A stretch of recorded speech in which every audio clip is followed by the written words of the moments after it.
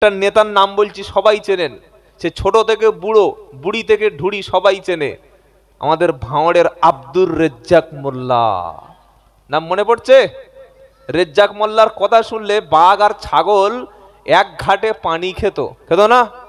আহা হা, আজকের গিয়ে দেখো যে রেজ্জাক মোল্লার একটা হুঙ্কারে বাঁশ থরথর করে কাঁপতো, সে রেজ্জাক মোল্লা বাঁশ ছাড়া হাঁটতে পারছে না। সবকিছু যিনি করেন তিনি কে? আল্লাহ। রাস্তায় যদি কাঁচা পায়খানা দেখে বলে একটু পা দিয়ে দেখি, বাঙালিদের অভ্যাস যা হয় তাই। তো মাইক ভালো, মেশিন ভালো, আর মানুষ তো এমনি অসুস্থ হয়ে যায়, তো মেশিন কখন কি হবে বোঝা মুশকিল।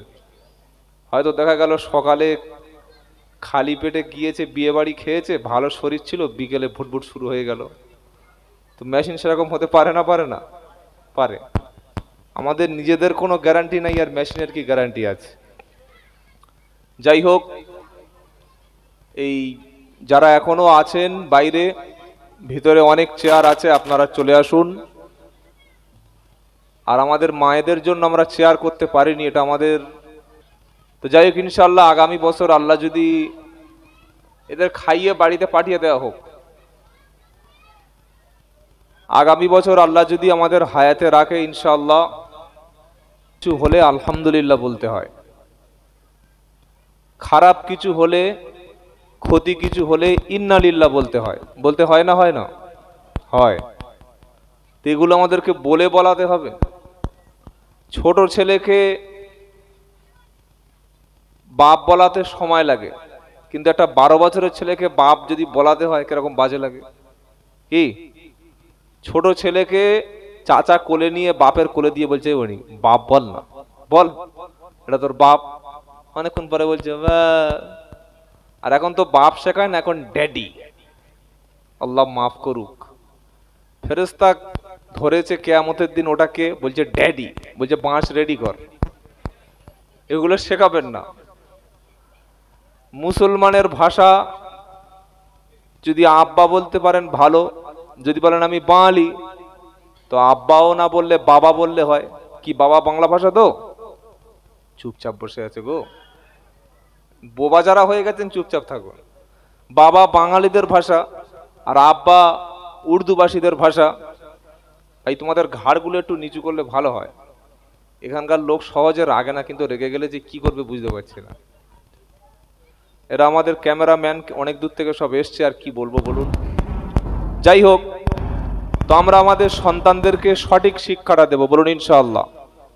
হবে হবে, আস্তে আস্তে ঠিক হবে। ভাই তোমাদের ওই যে উপরের ভালো লোক আছে, আসতে বলেছেন, ঠিক আছে, একটু ধৈর্য ধরি, একবার তকবীর দিন দেখি, নারাই তাকবীর।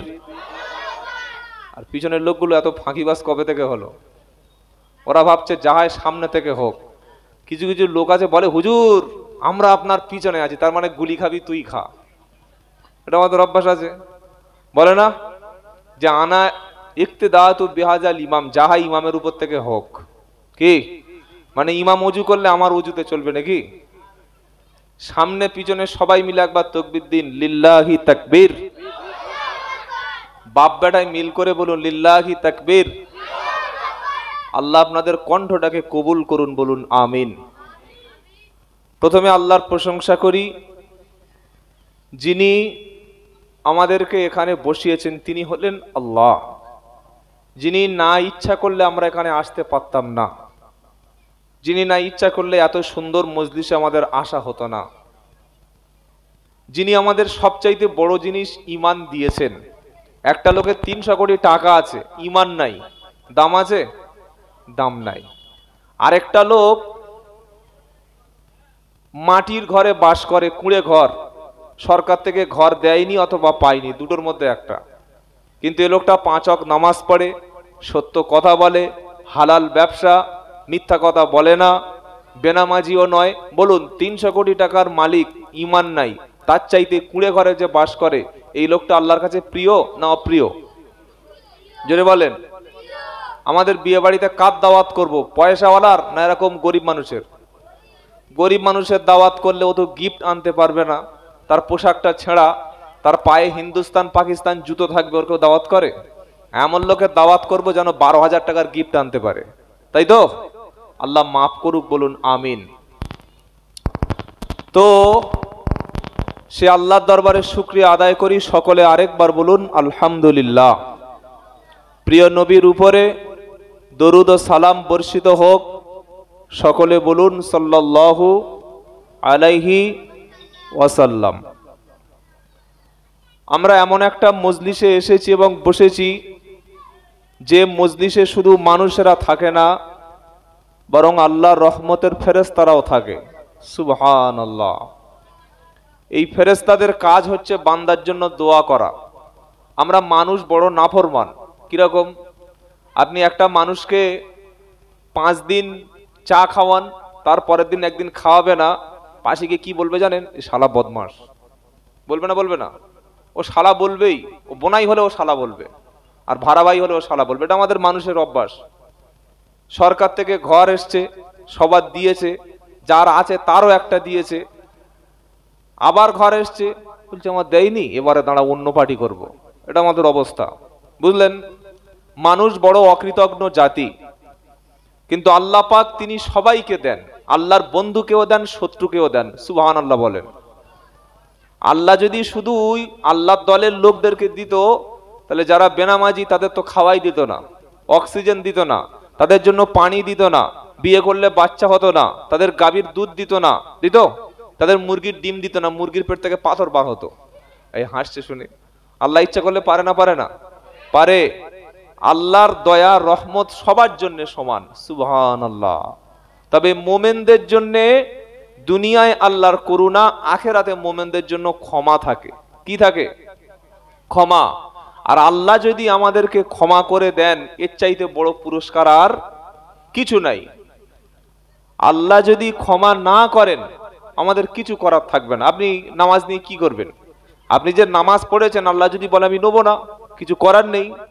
আর আল্লাহর ক্ষমা তারা পাবে যারা ভদ্র, নম্র, নরম স্বভাবের, ঝগড়াটে নয়, অশ্লীল ভাষী নয়, বাজে কথা বলে না, গীবত করে না, পরের দোষ অন্বেষণ করে না, যারা মাথা নিচু করে চলে, স্ত্রীর সঙ্গে ভালো ব্যবহার করে, ভাইদেরকে কাঁদায় না, বাপ মাকে ফাঁসায় না, বোনকে কাঁদিয়ে বাপের বাড়ি থেকে শ্বশুর বাড়ি পাঠায় না।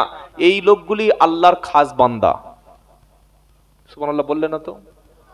না, এখন বলার দরকার নেই, কালকে বিকাল 4টার দিকে একবার বলবে। বলুন সুবহানাল্লাহ। আল্লাহর খাস বান্দা কারা? যারা নরম স্বভাবের, যারা মিষ্ট ভাষী। অনেক মানুষ দেখবেন দেখা হলেই হাসে, আসসালামু আলাইকুম, ভাই ভালো আছেন। এই যে হাসলো, এতে কি সওয়াব আছে জানেন? আল্লাহর নবী সাল্লাল্লাহু আলাইহি ওয়াসাল্লাম বলেছেন, হাসি মুখে কথা বলা সদকা। সুবহানাল্লাহ।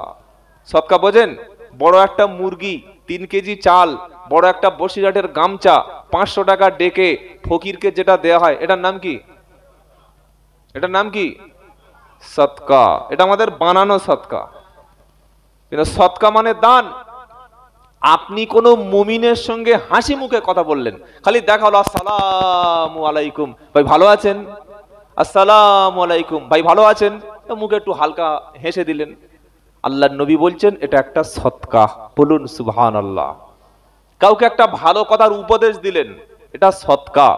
কেউ রাস্তা গুলিয়ে গেছে, এসে বলছে ভাই পিয়ালি কোন দিকে, আপনি বলেন এই দিকে, সব হবে তো? পিয়ালি কোন দিকে বললে হয় যে এখান থেকে এইদিকে, বলছে পিয়ালি এই দিকে, সে গুলিয়ে গুলিয়ে ঘুরিয়ে ঘুরে, এটা কি হলো? পাপ হলো। পথ হারা ব্যক্তিকে রাস্তা দেখিয়ে দেওয়া সদকা। বলুন সুবহানাল্লাহ। কাউকে, কেউ বিপদে পড়েছে, একটু সহযোগিতা করলেন, এটা সদকা। ইসলামের সবচাইতে উত্তম কাজ হলো, ইসলামের সবচাইতে উত্তম কাজ হলো পরিচিত অপরিচিতকে সালাম দেওয়া, ক্ষুধার্তকে খাদ্য খেতে দেওয়া। সুবহানাল্লাহ। তো কি শোনাচ্ছিলাম? জান্নাতি ব্যক্তিদের স্বভাব হলো নরম, তারা গরম হয় না, অত সহজে তারা ঝগড়া করে না। জান্নাতি ব্যক্তিদের স্বভাব হলো নরম স্বভাব। কে বলছেন কথাটা? আমার আল্লাহ। কে বলছেন? জোরে বলেন। ওয়া ইবাদুর রহমানিল্লাযীনা ইয়ামশুনা আলাল আরদি হাওনা। কি পালাবি নাকি? কাঁচা গ্লাস পাওয়া যায়নি? وَإِذَا خَاطَبَهُمُ الْجَاهِلُونَ قَالُوا سَلَامًا। একবার সুবহানাল্লাহ জোরে বলুন।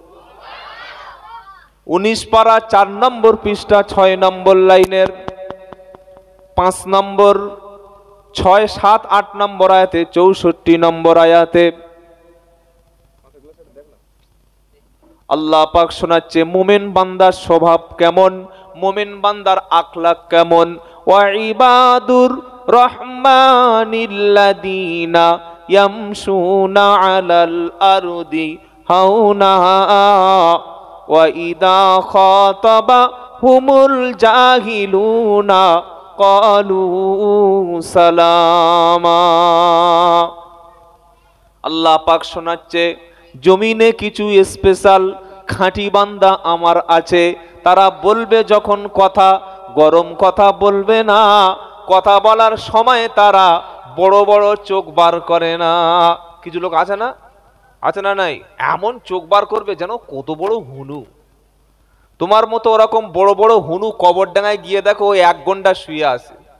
যারা কথায় কথায় বন্দুক বার করতো, ছিল না ছিল না, একটা নেতার নাম বলছি সবাই চেনেন, সে ছোট থেকে বুড়ো, বুড়ি থেকে ঢুড়ি সবাই চেনে, আমাদের ভাঁড়ের আব্দুর রেজ্জাক মোল্লা। নাম মনে পড়ছে? রেজ্জাক মোল্লার কথা শুনলে বাঘ আর ছাগল এক ঘাটে পানি খেত, খেত না? আহা হা, আজকের গিয়ে দেখো হাঁটতে পারছে না। তার নাম হলো আল্লাহ। সবকিছু যিনি করেন তিনি কে? আল্লাহ। যে রেজ্জাক মোল্লার একটা হুঙ্কারে বাঁশ থরথর করে কাঁপতো, সে রেজ্জাক মোল্লা বাঁশ ছাড়া হাঁটতে পারছে না। সবকিছু যিনি করেন তিনি কে? আল্লাহ। কত গরম দেখানো লোক পুরো নরম হয়ে গেছে, ফুল নরম। আগে ছিল গরম, এখন কি হয়েছে বলুন? ফুল নরম। শুধু নরম না, ফুল নরম। তো আল্লাহ পাক শোনাচ্ছে আমার খাঁটি বান্দা যারা হবে তারা জমিনে যখন চলবে নরম ভাবে চলবে, বিবি স্বামীর কাছে গেলে আরাম পাবে, বাচ্চা বাপের সামনে দেখলে বাচ্চার খুশিতে মনটা ভরে যাবে, ভাই ভাইয়ের কাছে গেলে শান্তি পাবে, কর্মী নেতার কাছে শান্তি পাবে, মুক্তাদি ইমামের কাছে শান্তি পাবে, গ্রামের লোক মাতব্বরকে কাছে পেয়ে শান্তি পাবে। এমন স্বামী হলো ইমানদার। স্ত্রী যে স্বামীকে দেখলে খুশি হয়, বাচ্চা তার বাপকে দেখলে খুশি হয়, মা তার সন্তান তার মাকে দেখলে খুশি হয়। এরকম নরম স্বভাবের হবে যারা, আল্লাহর খাঁটি বান্দা হলো তারা। সুবহানাল্লাহ তো বলছেন, যেদিন তরকারি ঝাল হয় সেদিন কত বড় চোখ বার হয়। হ্যাঁ, যেদিন তরকারি ডবল লবণ হলো, বিবি দোয়া ইউনুস পড়ছে লা ইলাহা ইল্লা আনতা সুবহানাকা ইন্নী কুনতু মিনাজ জালিমিন। ও ভাবি দোয়া ইউনুস পড়ছো কেন? কেউ মরে গেছে, কেউ অসুস্থ নাকি? বলছে তরকারি ডবল লবণ হয়েছে তাই দোয়া ইউনুস পড়ছি, আজকের পিঠের চাল ফুলবে। তো এই সুবহানাল্লাহ বলে কাজ হবে বাবা? বিবি যখন ভুল করবে স্বামী কাছে ডেকে বলবে স্বামী ভুল করেছি, ভুল করেছো তুমি, ক্ষমা করে দিলাম আমি। বান্দা যাকে ক্ষমা করবে আল্লাহ আসমানের মালিক তিনিও ক্ষমা করবে। জোরে বলুন সুবহানাল্লাহ। সবচাইতে বেশি ক্ষমা করতেন আমাদের হাবিব মুহাম্মদ সাল্লাল্লাহু